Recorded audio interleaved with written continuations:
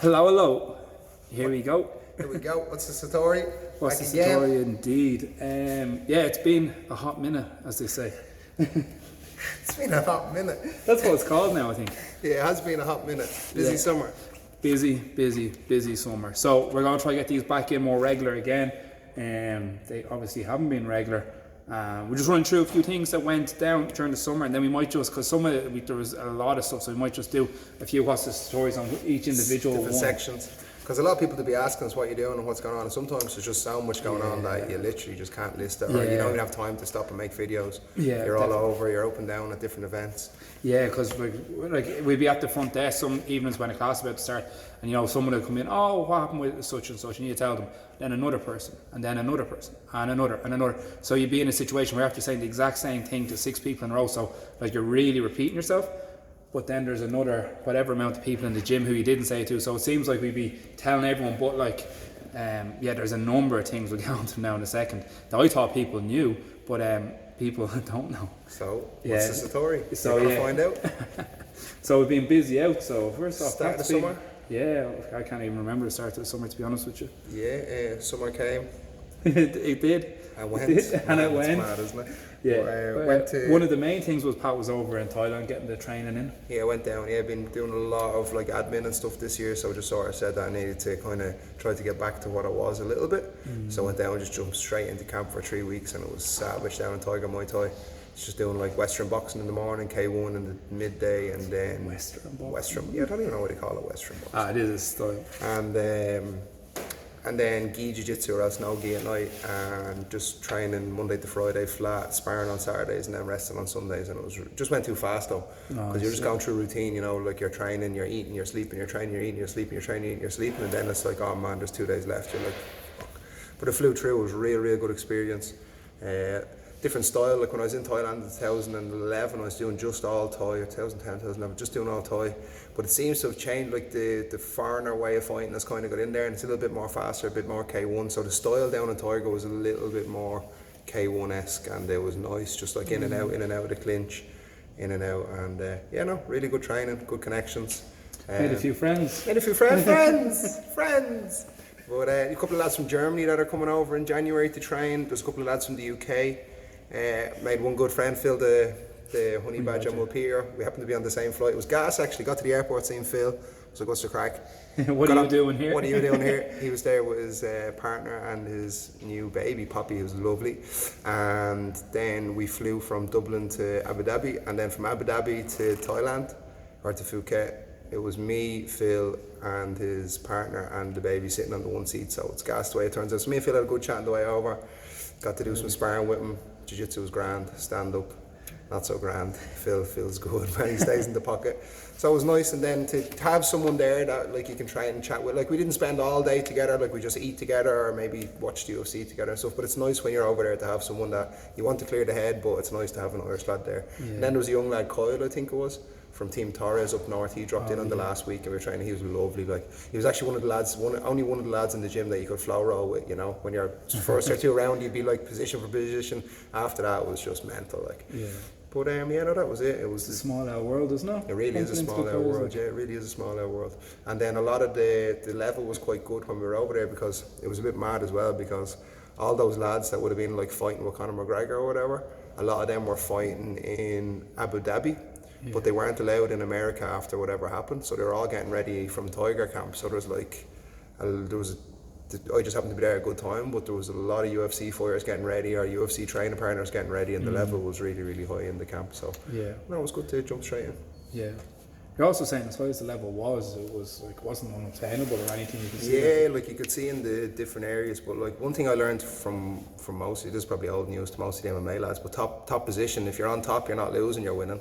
So getting on top position, and then 3 good rounds. A lot of them had like 3 good 3s in them, or 3 good 5s in them, or 5 good 3s in them. But then once you're hitting round 8, 9, 10, 12, the later rounds, which is when I was kind of only getting going, they were finishing up their session. So it was a different style of training. They'd go in, they do the warm up, they'd go hard for 3 rounds, hard for 5 rounds, and then they were finished. So just like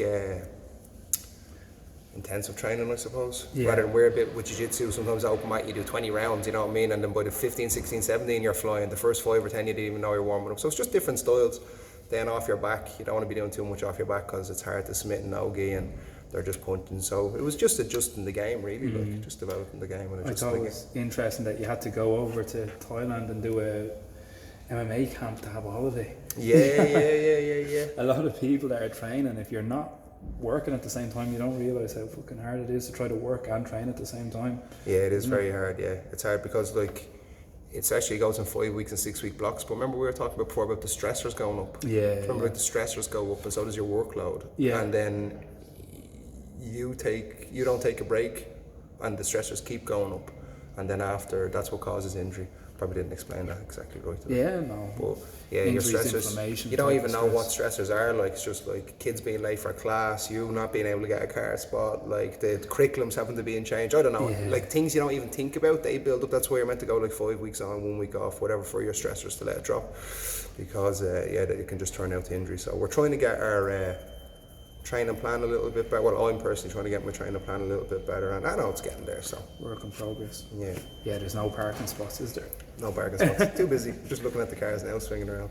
Yeah. But it's been a crazy September as well. Like everyone back in, everything coming together. Yeah. It was kind of towards the end of September, wasn't it? I thought loads of people would be in the start of September after the summer, but loads of them, they seem to have held off a couple of weeks routine. Well, with the teenagers and the kids, a lot of them are transferring over from primary to secondary to college.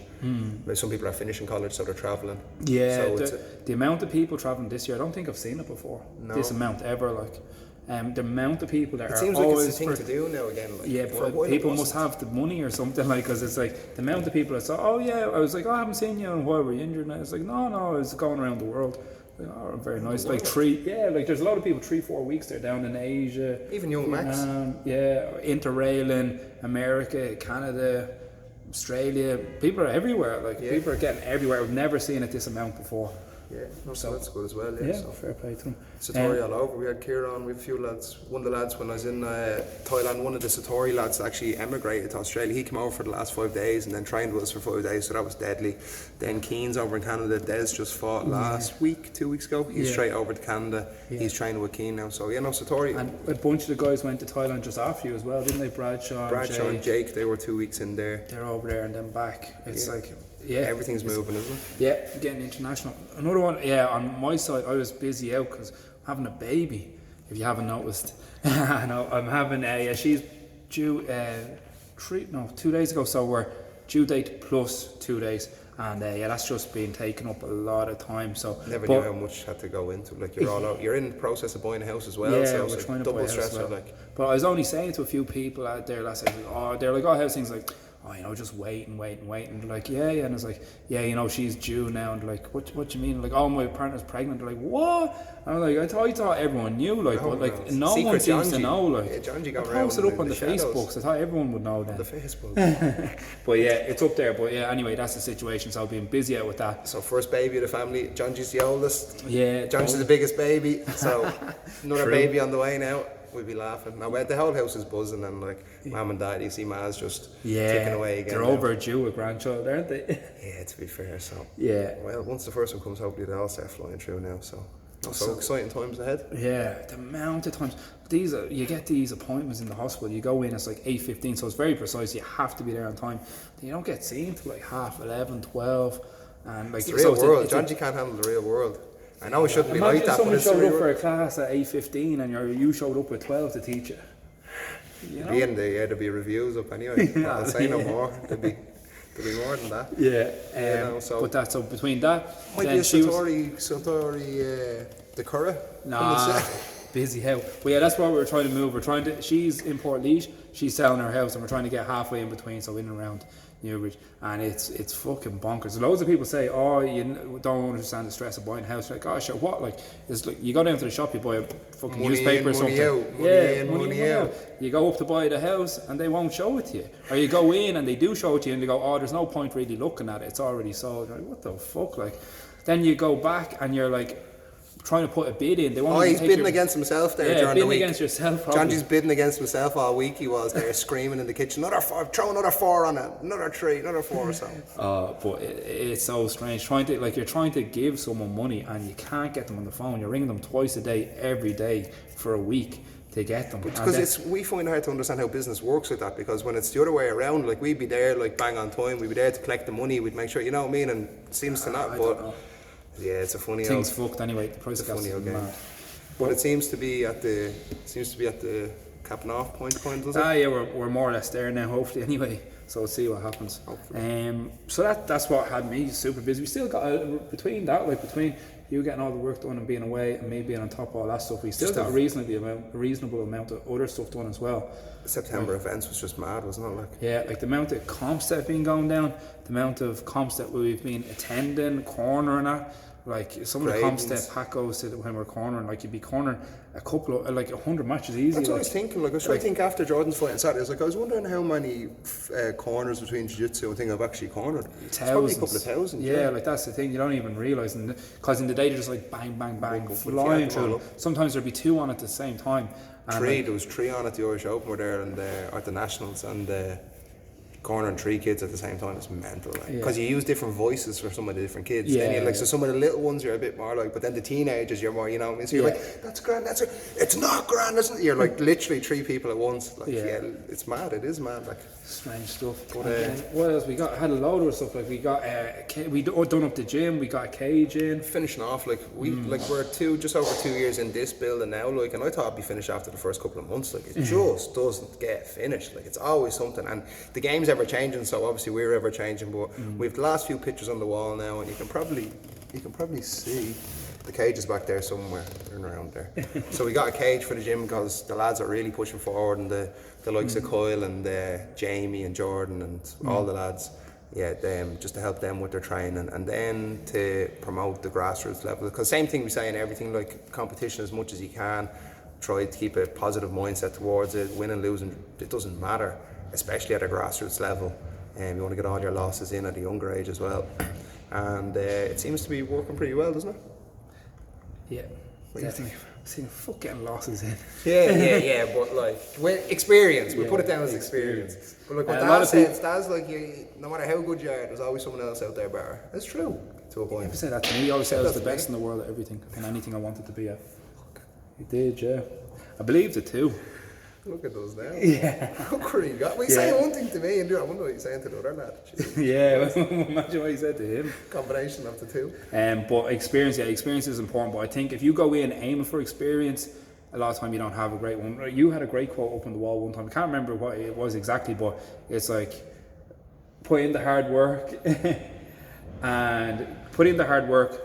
do the best you can in it, and from that comes good experience. If you go in with the goal of just doing good experience, a lot of people, they go in, oh yeah, sure, went in, had a bit of experience, but they were going in to lose. They were going in to lose because they didn't do the work, because they knew one way or another they're going to get experience. But you go in there with bad experience, you get into a losing habit. So you still have to do the things correctly, but not overemphasising winning at a young age, or at a young age of development either. Usually if the hard work is done, and like you didn't even think about too much, but you don't know, subconsciously on the day you'll feel free to perform. Where if the hard work isn't done, you'll be a little bit nervous, a little bit rattly, you'll go for your first grip in the hand, your man will know it's coming, and you end up pulling the shy half guard or pulling side control. But no, that's what I found just like you've been doing your 6 weeks, whatever, the camp's been good, you haven't really been thinking about it, and then you're there, the hard work's done, and then you perform on the day without overthinking it too much. But yeah, that's another podcast in itself, how to perform on comp day. Still trying to figure it. What other things? We've upgraded a lot of stuff behind the scenes, like even just as simple as like the workforce website. Yeah, we get that one now in a moment, but the workforce, we got the Amelia in on the front desk, which has been helping. This one. We got a new receptionist. Website, yeah, she's been brilliant. Yeah. Website then, if we're going on to that. Yeah. We had a little problem with our website. Whoever done the number on the last website, you done a good number on it. And look, we had kids and teens coming up to us and saying, and we're like, lads, we don't have time to fix our website. It was a year and a half it took us to fix it. Like, I hate computer, I just don't like. I think it was a mental block, because I made that website myself, hence how it got hacked. So we made for free, but it took me like I'd say it was someone on the Irish circuit, like, you know, that stuck it. Because it was too lads ridiculous. Close to home that are really good on the old keyboard. So, but it took about a month for me to set it up, that website, and then it was like when it got hacked, and it obviously might have been someone, because it just redirected to a Viagra website. So like you have teens and stuff coming up and being people like, are looking for the classes. Oh, we're looking for classes, but like, what's this? And you're like, oh my god, right, role related behaviour. I don't know what that is. And then you're like, but by the time you're trying to sort that, next thing we're bringing 15 kids to the World Championships. Then you're trying to go back to sort the website. Next thing the lads are fighting up north. You go back to sort the website. Next thing we need a new website. You go back, like it literally like just went on and on to the point that it was funny. So we pulled the plug and we got a little bit of help off someone to set up a new website. And thanks very much, you know who you are. And you won't get into this one. You won't get into this one, and she's new and improved. So if you're looking, we'll have to update a few things on it, but it's very interactive. Don't tell them that. Hack it before we get it updated. But if you need any information on the classes, the club, to see a newsletter updating, etc., Satori BJJ. Yep. .com. What else was there? There was the teens progression. Yeah, there was. Yeah, that's another topic in itself. Let's say we done. Yeah, the comms, the gym, behind the scenes. Oh, the adult syllabuses were updated, or syllabi, if that's the right word. Syllabi. We updated that. So people will kind of notice that at the moment. Also, the class groups, we shuffle them around a little bit, and we have Paul McHugh and Jamie Dixon helping out. Doing a great job. You can really see it. You can see it. It's starting to work a lot, and I consulted with a few guys around the UK and that before we done it. I already had a good idea what I wanted to do. Consulted a few guys around the UK. I did. Robbed their stuff. No, man. No, we flew in a guy from the UK. True. Who is a very reputable black belt over there. Is one of the main coaches in 2 academies, large academies, and we consulted with him. It's true. It's true. When you put it like that, it's very true. It is true. Like, and thanks very much for the assistance there. And it was just one or two just such simple things that we previously done. We forgot that they were good things to do, and then we just fell away from doing it that way. And then we went back to doing it, and then it worked again. And we're like, it was stupid. Like, a lot of time you do something correctly, and then just fall into a different habit, and then it's just a matter of just getting back to it. To getting it right. And not for the first time, but it's the first kind of noticeable time that the amount of parents that have started training because their kids are training. Like, if one or two of the kids and they were in the ABC program, in the beginner program, and they're coming up now and they're starting to do, and like, you've got like Victor, you have Barry O'Brien in the beginners, you have Nogis's dad, you have Avarice, he was always hanging around Carlos. But that's they're starting to relate a little, like their kids are getting a little bit older, the kids have been doing Jitsu 4 or 5 years now, they're quite good, like it's a good part of their life, and the parents don't want to get left behind, and they're in on the beginner program now, so it's funny, you're seeing like the young fellas with like grey white, grey black belts standing beside their dad with a white belt, and it's a good contrast, but it's starting to become a lifestyle for them as well, and they see how positive it is for the kids, and it's relatable now, so and it's made it a lot more, like, because we're going away to the kids championships and we're bringing the parents, but now they know the rules as good as anyone because they're actually practicing the sport, so it's really cool. It's actually really cool to see. So we've got some families in there like where like Jack's mom, like you might have seen the photo put up of Jack with the broken hand. God love him, like, we didn't know how sore his hand was, and he was, I really want to do the Irish Open, I'm training 6 days a week. He's training 6 days a week for he was. But like Monday to Saturday. No, and then he hurt the hand for the thing. So the last competition class hurt his hand, so he done it anyway, and then straight to the hospital after, and God, he had a fracture in his thumb. So he's in a cast now for another 4 weeks. But his family, like, they've got little Andy, Kyle, Alex and Jack, the 4 of them training regularly now. Jack and Andy are going off to rugby school for the terms, but they'll be back in the summer just because they're at that age. But the mum said, like, if our back hadn't been damaged as it is, she'd love to do jiu-jitsu because she's like missing out on a little bit what the kids have in the house. So it really is for everyone. Like, yeah, that's another thing, like, that the club over the last number of months, community. Yeah, we always had the kids, the teens, and the adults.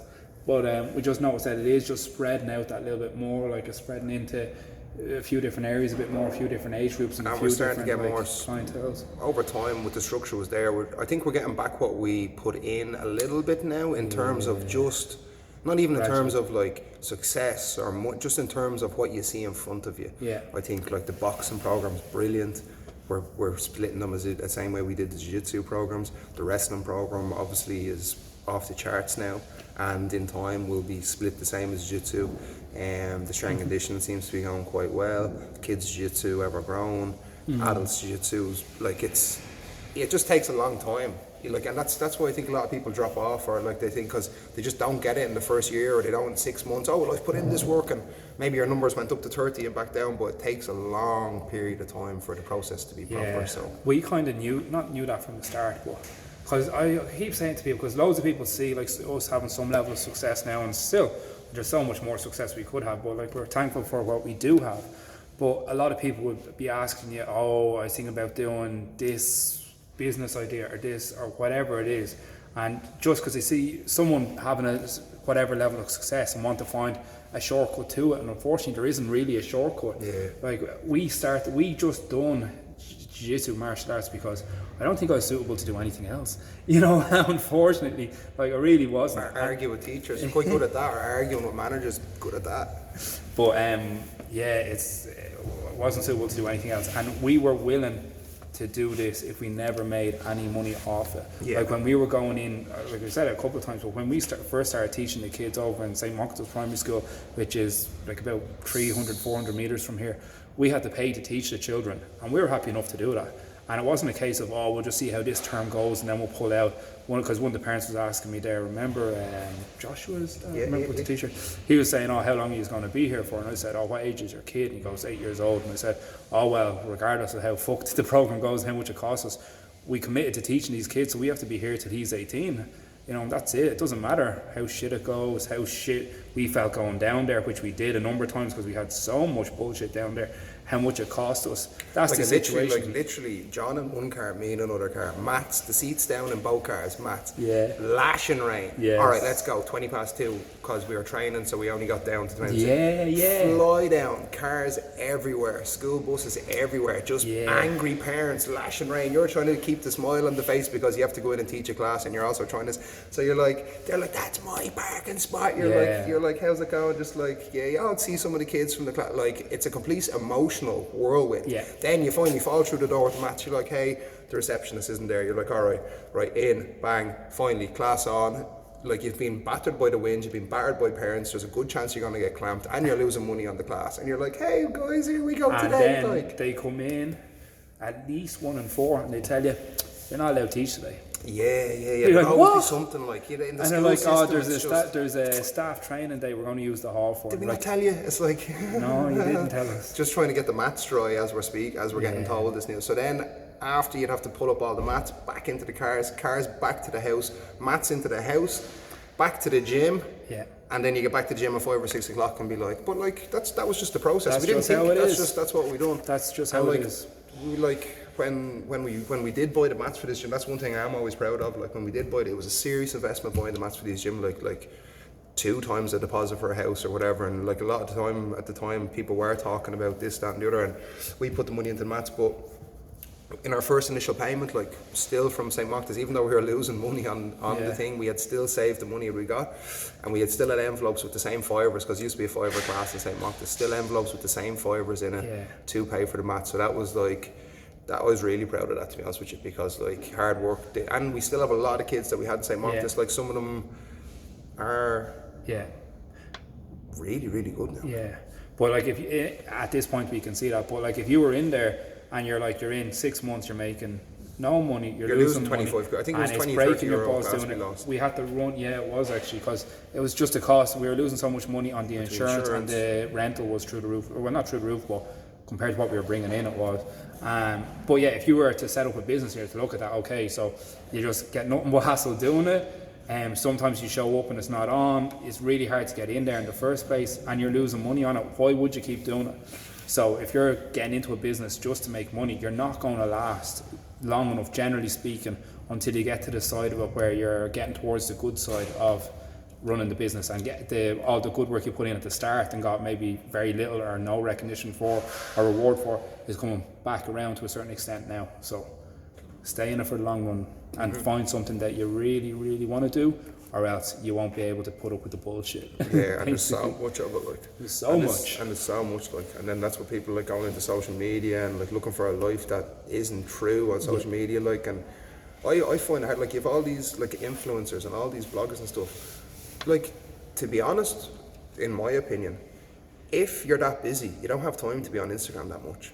Like, It's a hard one. it's a hard one to get right, like, because if I try to tip around the day and look at me over here, my head's up my arse and I haven't got half the work done, like. When you see really successful people that do it well, they pay someone to record them.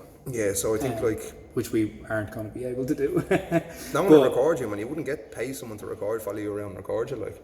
If the price was right. Price was right. But that's the way to do it. And if you spend the most of your time on social media, you're not doing the work. Just wasting it, yeah. So unless your job is social media to run Instagram or something, then fair play to you. Yeah, so well, that's it. Then without further ado, rather, that's kind of went a bit off track. But roughly speaking, we've been busy out the last number of months. That's why we haven't been here and getting on with some stuff that was kind of out, both inside the gym and outside the gym. So that's where we're at now. So next time we're on, we're going to break it down a bit more specifically, because too much, I actually said that word right, too much things happened in the last 3 months to crack into this DVD or into this interview, into this piece, whatever you want to call it, podcast. So we will break it down over the next few days in a few specific areas, and then and we'll probably, if anything that we do miss, apologies, it's just too much stuff. Any questions, fire them in, and next for that. Any positive questions. Any positive questions. And why is John so fat? Oh, that's another one. Yeah, sorry, I fucking blew my knee. I blew my knee badly. We're coming gradually back with it. That's a story in itself. Maybe one not to tell on camera. Yeah. It wasn't even training related. Yeah, but John G's knee will be back. He'll have a baby, and he'll be on the podium. 2020, he'll be on the podium with the baby. Oh, shit. Hands up. That sounds good. Right. Onwards and upwards, guys. USA.